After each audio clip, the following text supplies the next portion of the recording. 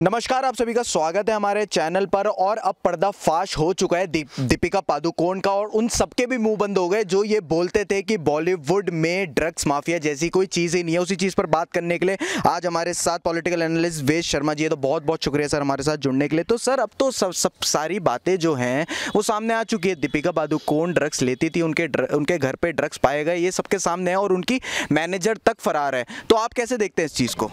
देखिए, ये निश्चित रूप से देश के लिए और स्पेशली मुंबई के लिए ये एक बहुत ही चिंता का विषय है। पिछले लगभग 3 महीनों में जो एनसीबी की जब से जांच शुरू हुई और जो तमाम ड्रग पेडलर्स जो गिरफ्तार हो रहे हैं, अगर हम एक स्टडी और तमाम जो एक्सपर्ट्स हैं उनकी राय के अनुसार यदि समझने का प्रयास करें तो ये माना जा रहा है कि जो मुंबई के अंदर जो ड्रग रैकेट है, जिस प्रकार का ये जो इंडस्ट्री के अंदर जो ड्रग ट्रैफिकिंग का जो काम चल रहा है, ड्रग पेडलिंग का जो है, मुंबई से लेकर गोवा तक जो ये सब पूरा का पूरा नेक्सस है, समवेयर क्लोज टू 5000 CR की ये एक इंडस्ट्री है। अब ये निश्चित रूप से जो है देश के लिए एक खतरे की घंटी है। और इस पूरे के पूरे प्रकरण में, और ये कहाँ से ये चीज़ निकली, सुशांत की मौत को जब विभिन्न एंगलों से जांच किया जाने लगा तब पता लगा कि किस प्रकार से जो है सुशांत को जो है ड्रग दिया जाता था, और जो लड़की उस पूरे के पूरे सिस्टम की जो मेन एक्यूज बताई जा रही है, उसको उसके राजनीतिक आकाओं ने किस प्रकार से उसको जो है प्रोटेक्ट करने का काम किया, कैसे उसको बचाने का, कैसे उसको जो है सुरक्षित करने का जो उन लोगों ने प्रयास किया, वो पूरे देश ने देखा। आज सबसे ज़्यादा खुशियां वही लोग मना रहे थे जो लोग कहीं ना कहीं रिया चक्रवर्ती की गिरफ्तारी के बाद जो बहुत ज़्यादा इनसिक्योर हो गए थे। जैसे ही रिया चक्रवर्ती को बेल मिली, आज बहुत सारे लोगों ने जो है चैन की सांस ली। उन लोगों को ये डर था कि कहीं ये जो है पुलिस के सामने जो है टूट ना जाए और लोग बड़े बड़े जो लोग इसके अंदर इन्वॉल्व हैं उनका कहीं खुलासा ना हो जाए। तो ये उन लोगों के लिए चिंता का सबब था। पर आज जो लोग उस बॉलीवुड को गंगा की तरह पवित्र बता रहे हैं, आज बॉलीवुड कितना पवित्र है पिछले 3 महीनों में हम लोग देख समझ और सुन चुके हैं कि जो अपने आप को बहुत इस इंडस्ट्री के अंदर अपने आप को महानायक या महानायिका समझते हैं, आज वो लोग जो है उनकी व्हाट्सएप चैट्स जो है लीक हो रही हैं। एक व्हाट्सएप ग्रुप है दीपिका क्वान, और उसकी जो एडमिन है वो कौन है? दीपिका पादुकोण उसकी एडमिन है, उनकी जो मैनेजर हैं वो उसकी एडमिन है। और वहाँ पर किस प्रकार की चैट चल रही, किस प्रकार की कॉन्वर्सेशन चल रही है कि इसको माल देना है, इसको ये देना है। तो बॉलीवुड कितना जो है गंगा की तरह साफ है आज जो है देश के सामने है। और ये पहला मसला नहीं है कि आज सुशांत के जाने के बाद जो है जब केंद्र की तमाम एजेंसियां इसमें इन्वॉल्व हुई, तब हमें पता लगा कि इसके अंदर जो है महाराष्ट्र सरकार की नाक के नीचे, महाराष्ट्र पुलिस की नाक के नीचे इस बॉलीवुड इंडस्ट्री के अंदर कैसे एक ऑल्टरनेट इंडस्ट्री के अंदर जो है एक इतनी बड़ी ड्रग की फैक्ट्री चल रही है। और क्या महाराष्ट्र पुलिस को नहीं पता? क्या महाराष्ट्र सरकार को नहीं पता? तो ये निश्चित रूप से जो है महाराष्ट्र की जनता के लिए एक चिंता का सबब है कि आज एक इंडस्ट्री जिसको देश के अंदर देश की संस्कृति का द्योतक होना चाहिए था, वो किस प्रकार से जो है एक हमारी जो कल्चरल वैल्यूज हैं, जो इस देश के अंदर सनातन हिंदू समाज है, उसको जो है किस प्रकार से डाइल्यूट करने का काम किया जा रहा है। हमारे हिस्टोरिकल जो फैक्ट्स हैं, हमारे जो गर्व के जो जितने भी विषय हैं, ऐतिहासिक जो हमारे बड़े बड़े राजा महाराजा हैं, उनके जो है जीवन की जो शैलियां हैं, जो उनकी जीवन की पद्धति रही हैं, जो उनका ऐतिहासिक गौरव के विषय रहे हैं, उनके साथ कैसे छेड़छाड़ करके एक इश्क का मसाला डाल के उसमें जो है पूरा का पूरा ऐतिहासिक गौरव को जो है डाइल्यूट करने का काम किया जा रहा है। और इस बॉलीवुड के लोग बोलते हैं कि जो है बॉलीवुड गंगा की तरह साफ है। बॉलीवुड गंगा की तरह साफ कहने की नौबत क्यों आई?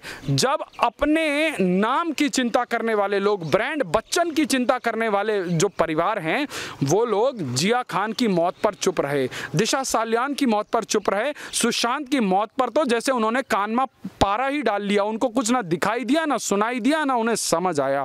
पर जैसे ही जो ड्रग कार्टेल की जो है जांच शुरू हुई, जैसे ही करण जौहर की जो वीडियो जो है पब्लिक के बीच में वायरल होनी शुरू हुई, जैसे ही उनकी खुद की बेटी जो है 2 कंधों पर लदकर जो लड़खड़ाती हुई घूमती दिखाई देने लगी, तो उनको लगा कि कहीं ना कहीं अब ये जो है ये जांच की आंच हमारे परिवार तक ना पहुंच जाए, तो उस पर पर्दा डालने का काम इन बड़े बड़े चेहरों ने करना शुरू किया। जो लोग इतने बड़े एक कलाकार की मौत पर चुप थे, वो लोग, आपने देखा होगा बॉलीवुड कैसे एक नरेटिव चलाता है। बॉलीवुड के अंदर वो प्ले कार्ड वाली जो कल्चर है वो अभी तक ख़त्म नहीं हुई है। कठुआ में एक रेप होता है, वो लोग एक धर्म, एक संप्रदाय को टारगेट कर कर प्ले कार्ड लेकर घूमते हैं कि जो है मैं शर्मिंदा हूँ कि मैं हिंदू हूँ। आप बताइए, किसी भी अपराध का यदि इसी बॉलीवुड वाले इन्हीं लिबरल लोगों की सोच को माने कि किसी अपराध या अपराधी का कोई धर्म नहीं होता, कोई संप्रदाय नहीं होता, परंतु यदि अपराध करने वाला सिंगल सोर्स वाला हो या कोई संप्रदाय विशेष से हो, तो ये बॉलीवुड वाले आंख नाक कान बंद करके बैठ जाएंगे, उसको स्टीरियोटाइप नहीं करेंगे, उसके ऊपर डिस्कस भी नहीं करेंगे। परंतु इत्तेफाकन यदि किसी और संप्रदाय का हो तो चीख चीख कर जो है जो हाथ में वो बैनर्स लेकर जो है पेड पीआर कार्यक्रम के तहत इस प्रकार से जो है समाज के अंदर एक वैचारिक मतभेद खड़ा करने का प्रयास करेंगे, ये निश्चित रूप से जो है समाज के लिए बहुत डरावना है। सर, पहले दिन से हम देखते आए कि महाराष्ट्र सरकार और मुंबई पुलिस जो है वो बॉलीवुड को बचाने की कोशिश करें, सुशांत सिंह राजपूत के मामले को दबाने की कोशिश करें, तो क्या अभी भी वो आगे आएंगे? क्या अभी भी, जैसे जया बच्चन जो हैं जो डिफेंड करती है हमेशा बॉलीवुड को, क्या अभी भी वो आगे आएंगी दीपिका पादुकोण के लिए? क्या लगता है आपको? देखिए, 14 तारीख को सुशांत सिंह राजपूत की मौत हुई और उसी दिन से देश की तमाम मीडिया सेक्शन से लेकर महाराष्ट्र की पुलिस की पहले ही ये थी कि उसने सुसाइड कर लिया।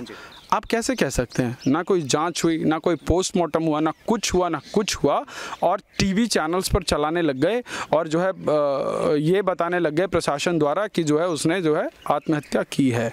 और तब से लेकर आज तक यही चल रहा है। कुछ रीड वाले पत्रकारों ने, कुछ रीड वाले चैनलों ने जो है खोजी पत्रकारिता का एक नया मुकाम हासिल किया और जो काम पुलिस को करना चाहिए था वो जो है एक टीवी चैनल कर रहा है। वो देश की जनता के सामने उसके तमाम अनछुए पहलुओं को लेकर आ रहा है और देश की जनता आज निर्णायक मोड़ पर है और देश की जनता समझ रही है कि कौन किसको जो है बचाने का प्रयास कर रहा है।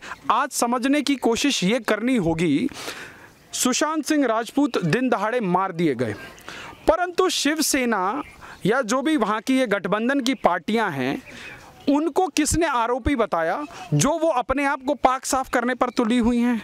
आज एक व्यक्ति जो उनकी पार्टी का प्रवक्ता है वो किस प्रकार से बदजुबानी करता है, किस प्रकार से जो है एक अकड़ में वहाँ के मुख्यमंत्री, जिस मुख्यमंत्री को जनता को इस कोविड की महामारी में राहत देने के लिए तमाम कार्य करने चाहिए थे, वो मुख्यमंत्री मातोश्री से बाहर नहीं निकलते, पर वो मुख्यमंत्री कंगना रनौत से लड़ने के लिए बीएमसी लगा देते हैं, रिपब्लिक भारत से लड़ने के लिए पुलिस लगा देते हैं। भैया, पुलिस का काम क्या है? प्रदेश के अंदर लॉ एंड ऑर्डर की व्यवस्था को कायम करना है या पुलिस का काम यह है कि लोगों के खिड़कियों से घर के अंदर झांकना कि तेरे घर में कौन सा चैनल चल रहा है, कौन सा चैनल नहीं चलना चाहिए? तो आज लोकतांत्रिक व्यवस्थाओं को तार तार किया जा रहा है, लोकतंत्र के चौथे स्तंभ के ऊपर इस प्रकार से प्रहार किया जा रहा है। न्याय मिलने की कोई गारंटी नहीं है, क्योंकि आज न्याय दिलाने वाले लोग वहां के शासकों के नौकरों की तरह बिहेव कर रहे हैं। सर, वहीं अगर हम देखें कि बीजेपी नेता नारायण राणे ने भी ये बात बोली थी कि जिस वक्त सुशांत सिंह राजपूत जी का मर्डर हुआ उस वक्त वहाँ पर शिवसेना के भी एक नेता मौजूद थे, तो क्या लगता है आपको इस बारे में? देखिए, नीतीश राणे और जो दोनों बाप बेटा हैं वो बहुत ही सीनियर पॉलिटिशियंस हैं और वो किसी वक्त पर जो है शिवसेना में भी रहे, तो वो निश्चित रूप से ठाकरे परिवार और शिवसेना की रग रग से वाकिफ़ हैं।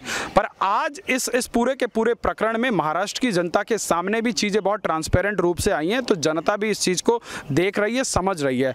पर जिस प्रकार से राणे साहब ने जो रहस्योद्घाटन किए किए हैं। इस मामले पर यदि उनके पास जो भी सबूत हैं उनको सीबीआई को सौंपकर जो है सीबीआई को हर संभव मदद करनी चाहिए। और आज जो पूरा देश, सिर्फ देश ही नहीं पूरा विश्व जो एक इंतजार में है कि सुशांत सिंह राजपूत के हत्यारों को जो है कड़ी से कड़ी सजा मिलनी चाहिए और ये एक नज़ीर के रूप में पेश आना चाहिए कि आज जो इस लोकतांत्रिक व्यवस्था के अंदर अपनी राजनीतिक शक्तियों का बेजा दुरुपयोग करके जो है इस प्रकार से अलोकतांत्रिक तरीके से यहाँ लोगों को परेशान किया जा रहा है, यहाँ पर जो है पत्रकारों को परेशान किया जा रहा है और न्याय मिलना तो छोड़िए, अन्याय की सभी हदें पार करके जो है वहाँ का शासक जो है इस प्रकार की गतिविधियों में संलिप्त है कि उससे न्याय की उम्मीद करनी बेमानी सी हो गई है। तो जिन भी लोगों के पास यदि उस प्रकरण से लेकर कुछ भी सबूत हैं तो उनको जो है इमीडिएट इफेक्ट के साथ जो है तमाम जांच एजेंसीज आज वहाँ पे ग्राउंड जीरो पर हैं, उनको सहयोग करना चाहिए, उनको बताना चाहिए। और देश की जनता इसी इंतज़ार में है कि सुशांत सिंह राजपूत और दिशा सालियान के जो भी हत्यारे हैं और उन हत्यारों को बचाने वाले जितने भी गुनहगार हैं उनके ऊपर कड़ी से कड़ी कार्रवाई हो तो देश की जनता को जो है एक जो है राहत जो है महसूस होगी। बहुत बहुत शुक्रिया सर हमारे साथ जुड़ने के लिए। तो ये थे वेद शर्मा जी हमारे साथ। और अगर आपको हमारी ये वीडियो पसंद आई तो इस वीडियो को लाइक करें, ज़्यादा से ज़्यादा शेयर करें और हमें कमेंट करके अपने व्यूज़ ज़रूर बताएं। धन्यवाद।